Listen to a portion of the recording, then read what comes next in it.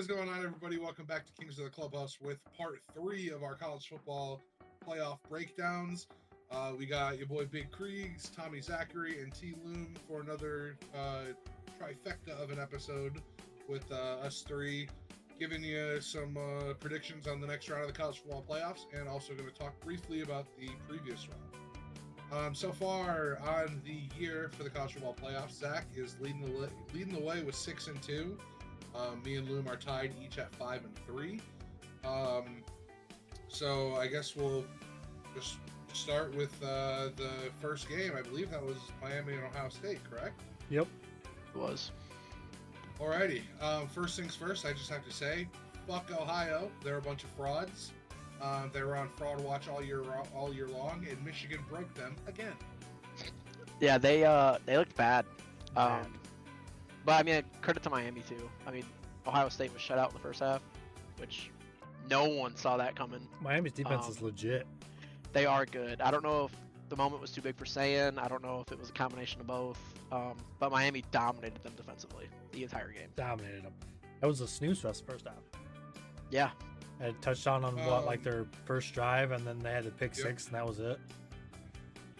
Yeah, that pick six kind of broke things open when it happened. It's demoralizing. Right when that happens, right after the touchdown, you're like, oh shit. Like, this is, we're going to meet a dogfight the rest of the way. And credit to Miami, credit to Carson Beck, just kind of methodically moved on the field as much as they can. Their defense, I mean, they probably have, I don't know, 5 players on that defense that are going to get drafted if they go to the draft. Some of them are juniors, but I mean, a lot of them are the ones that go are going to get drafted within the first 2 or 3 rounds. I cannot remember their names, but I know for sure that they've got 2 first-round picks probably on that defense. Yeah.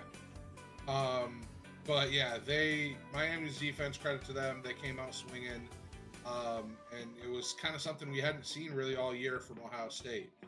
Besides the opener against Texas. Yeah, the opener against Texas, and then the Big Ten championship game. Those two in this college football playoff game, they scored 38 combined points. It was basically, hey, if Ohio State can score 24, 28 points, they're going to be able to win a game. It was not like that at all today, or that day rather. And I mean, I was living and basking in all the glory for everyone online calling Ohio frauds and, you know, they're this and that and yada yada. And Ryan Day just spent too much of his effort trying to beat Michigan and couldn't pull it together in the shot his load against Michigan. Yep. So I'm gonna hold that near and dear to my heart. You know, shout out Carson Beck. Go get another car store. We'll jump into the second game. We won't talk too much about this. It was a snooze fest. Oregon 23-0 over Texas Tech. Texas Tech had no offense. None whatsoever. Well, we talked about it last round. Yeah. I think you guys both picked Texas Tech, but you both said if they can score, it can be a game, and they didn't score. I didn't actually get to watch this game. I was driving to Florida for the boy. And Oregon doesn't have a great defense either. No, they don't. I think they also probably played with a little bit of a bad taste in their mouth, allowing as many points as they did. Granted, it was already second stringers and third stringers in when they were up that big on JMU, but allowing that many points to a P5 school, I think really pissed them off more. Yeah, fire under their ass. That game, quick one, snooze fest, just domination. Another game, domination. Indiana 38, Alabama 3, built to ass. So happy. As much as I didn't agree with it before, Mendoza proved that he's the Heisman Trophy winner. Oh, yeah. I'm looking at, I just had to go back and look. I mean, he was 14 for 16 for 192 with 3 tuds. Yeah. I mean, he didn't have to do a whole lot, but when he did throw the ball, Alabama didn't have an answer for him. The run game was solid. Ty Simpson did not get hurt. He got benched. Yeah. The commentators didn't want to say it, but let's just call it how it is. He got benched. He looked awful. Yeah, I mean, Signetti, Google him. Yeah, I mean, what's craziest too is like it wasn't close at all. Like no, Indiana came out there and immediately like that you could just tell they're like, oh, this team is ready to play. Like And that was the crazy thing too, is all these, or the first two at least, the teams that got a bye lost. They came out flat on their ass. The other two teams. Yeah, and so you were worrying, hey, is Sig gonna have these guys up to play? Hey, he Are they did. gonna be ready enough? And they, like you said, belt to ass in every facet of the game. That Indiana-Oregon game is going to be fun to watch. Yeah. It's a rematch from Oregon's only loss in the season. I think we get a shootout. Yeah, Dante Moore is playing great ball. Mendoza's playing great ball. Both of those defenses look really, really good. It's gonna be a really good Chick-fil-A pizza. Yeah, Dante Moore since that loss has been pretty damn good. Other thing with Signetti too, I don't know if you guys noticed. I'm sure there was tweets and stuff about it, but just the demeanor of that guy, like it screams Saban. I mean, he was up big, was never satisfied, never had a smile on his face. I mean, the dude's got it. Speaking of Saban, obviously we all saw the headline. 4 head coaches left are of Saban's coaching tree. Yeah. Shocker, big shocker there. Yeah. I mean, So, it's he's the greatest. it's a proven coach in college product. Football. Like it's not gonna. Everyone's gonna be connected to him in one way or another. It's the same thing with the Kyle Shanahan tree for the NFL. Like everyone's always connected to someone, and when you get a damn good coach, they know what they're due and they know how to distill a demeanor on a football team. That's gonna carry out to. They're disciplined too. That's the biggest thing. That is one of the most disciplined groups of a football team ever that I've ever seen. Because I mean, honestly, like you just said, I mean, they don't. Obviously, they have a Heisman Trophy winner Mendoza. I get that. But other than that, I mean, what really superstars stand out on that team that they have? They don't have anyone like that. No. Like Alabama has maybe quarterback, the better position by position, the better player. And Indiana, they just gel well together, and they know what they can do, they know what they can't do, and it works for them. They had they had 6 guys get catches. They had 5 guys rush the ball. Yeah, like it literally is a team effort from them. What's also crazy is just how many sacks that they had. They had, I mean, 3 sacks. They had so many pressures. They had 6 tackles for loss. Like, their defense came out ready to play against an Alabama team that we knew already kind of struggled with their offensive line. Not that it wasn't a good offensive line, but compared to other years in Alabama. Yeah, I mean, Signetti did his homework. Yeah. They haven't been able to run the ball all year long. So what do you tell your guys on the defensive line? Pin your ears back. I mean, and that's what happened. I mean, they got to Simpson early. He got rattled. He got benched. Austin Mack actually did look pretty decent. They looked better with him. Yeah. Yeah. He definitely. I mean, you could tell he was kind of like a, oh shit, here we go. Like, yeah. This is just thrown into it. He probably didn't get any reps with the ones all week. Yeah. I mean, he did what he could do. Yeah. And like you said, Signetti had those guys, regardless of who they were playing that day. Signetti had those guys ready to play and ready. That reminds me of Alabama, like the early 2010s when they had like first rounders that were second team, and every couple plays they were sending in a whole new front 7. Yep. Like I think they're loaded. They're gonna be hard to beat. It's crazy too, because like you said, there's not really any like standout players. I mean, both of their running backs had really good games for Indiana. The ball was distributed pretty evenly among their receivers. They just beat the piss out of them in every aspect of the football. That's the thing too, is like they're up 24-3, and they still scored 14 in the second half. Like, yeah, dude. He's all about business. That team's and good. That's the thing too, is he just did not, like you said, the Nick Saban demeanor just did not take his foot off the gas for 1 second. You didn't want to give Alabama that even chance to bring something back. You know, and it was early in the game. Bama had that fake punt. Indiana stopped it. Signetti didn't celebrate or nothing. Just had a death look. He looked like, how dare you try that on my guys? Yes. That was awesome. Like you said, discipline. Discipline. That is a disciplined football team. We finally got the final game of the weekend. We got Ole Miss taking down Georgia 39-34. We finally got a back and forth game. It took us 8 games, but we got one. Because there have been some games that have been close throughout the game, but we haven't had games where team come out, punch in the mouth, other team responds. Like this game was truly the definition of back and forth. It was so much fun to watch. The quarterback play alone in this game. I mean, Trinidad would make an unreal play, and then the next drive, Gunner would make one. Mm-hmm. And I mean, it was fun to watch. And then they'd have a drive or two where they didn't do shit, and then they come out and it's like, this is insane. But I mean, I'm jumping the gun a little bit here, but I don't know if it kind of felt like Ole Miss relied on those Superman plays a little bit, and I don't know if they're going to be able to sustain that, especially against a good defense like Miami, and if they do beat Miami against a potential good defense in Indiana or Oregon. Right. Well, the crazy thing is Georgia's defense was humming. Like they. Well, that's the thing. I mean, they weren't all these like shot plays that Ole Miss was having. They weren't designed. Right. I mean, it was just get open, scramble drill, and coverage was breaking down. They didn't have a field goal in the first half, no, they did. They had 2 field goals and then that touchdown. They went for 2. Yes.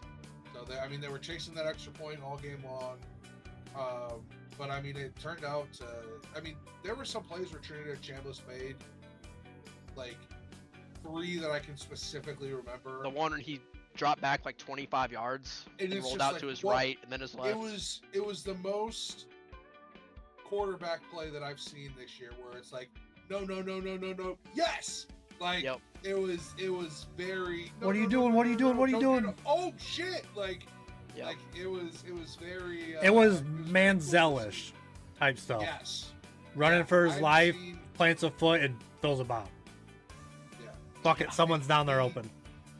And I'll tell you what, even though Georgia lost, Gunner Stockton, that dude is so damn tough.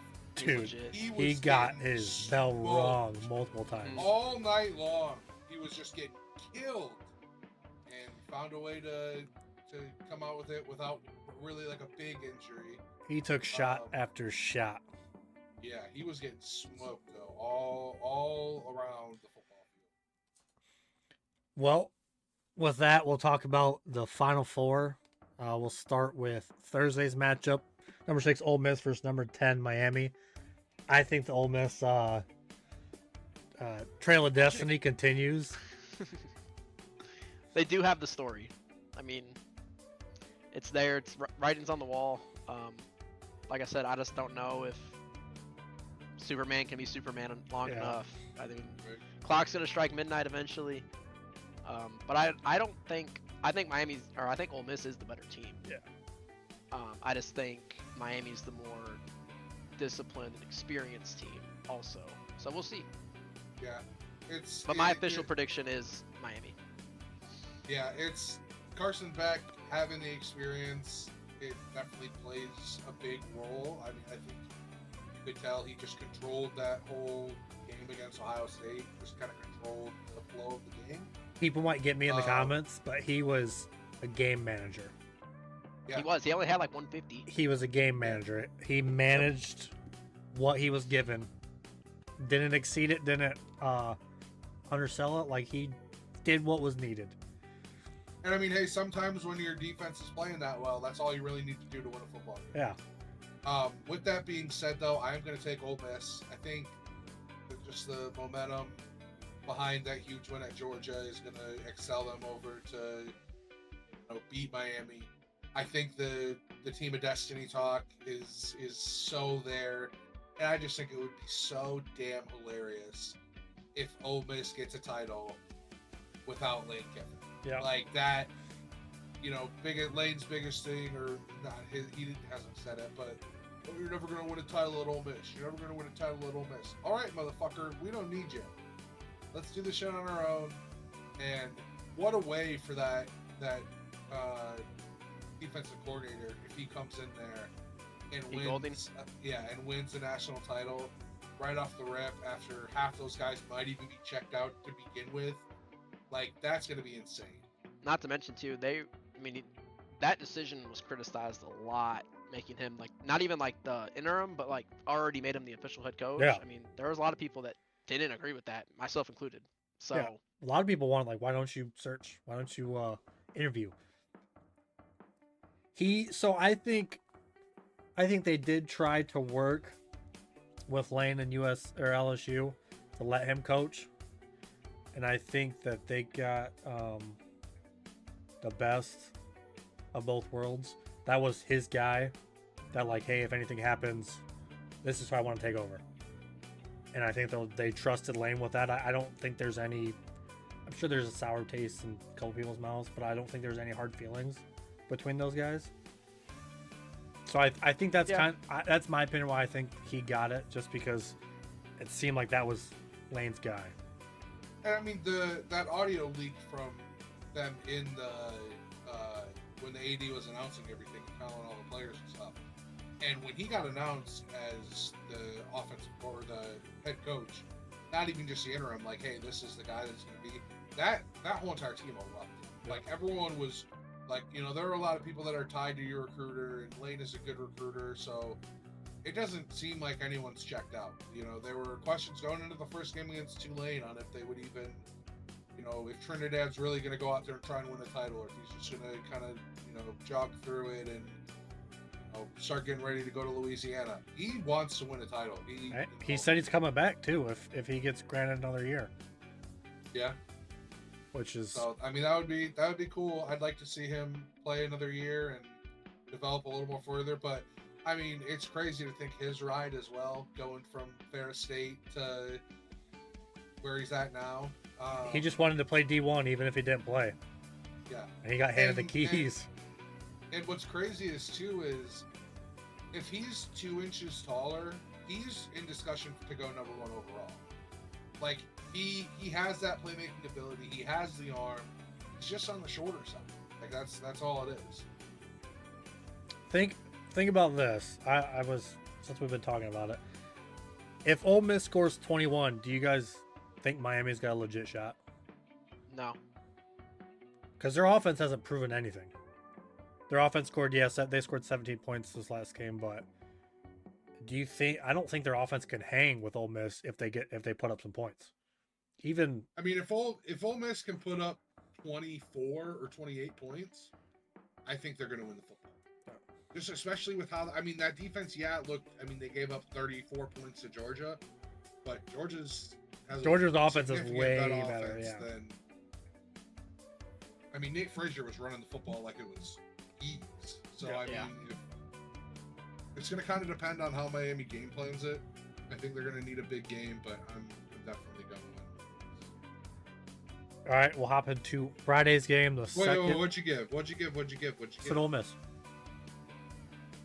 Number 5 Oregon versus Indiana, the Peach Bowl. The Fiesta Bowl is the other one. I didn't say that, but I'm taking Indiana. It is very hard to beat a team twice, but I think both teams are better since their first matchup. But I think Indiana is just on a different hemisphere right now. Yeah, Indiana's rolling. They're absolutely playing their best football. That was a question mark, kind of for me at least, and other people going into it. Is other than that Oregon win, I mean, they didn't really beat anyone before the playoff or before the Big Ten championship game. They beat Ohio State, cool. They dog walked Alabama, big bad Alabama. Indiana's proven everyone wrong. They're legit. I'm also taking Indiana, and I'm also going to say I think this game is actually the national championship. I think the winner of this game is going to win it all, and I think it's going to be Indiana. I'm also going to go on the Indiana train, so it looks like we're all on the same boat for this one. But yeah, I think Sig's going to have these guys ready to play. Like you said, it's hard to beat a team twice, but Signetti is just kind of on a different level right now of his coaching style and getting these guys ready to go. I don't think there's going to be I don't think there's going to be a slow start. I don't think they're going to look, like they're too far ahead of where they need to be, or, they're getting overhyped on looking ahead to the next game. I truly think Indiana's going to come out. I think it's going to be a great game. I think, like how Zach said, we're going to get a shootout, but I do think Indiana's going to come out. And just like against Alabama, I think even at the quarterback position of this game, Oregon's got them beat again in every position as far as talent goes, and they're just so disciplined, man. They're a well-oiled unit. Machine. Yep. Like, it's insane watching them play. It's poetry. It's good football. It is. But I agree. with that being said, after we're done talking, I'll put the standings and our picks up on the screen. Comment below what you guys think. Who you got playing in the national championship?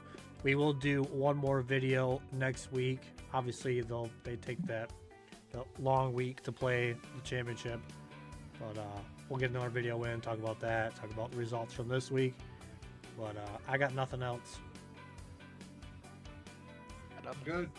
Like, comment, subscribe. We'll catch you guys on the next one. Peace.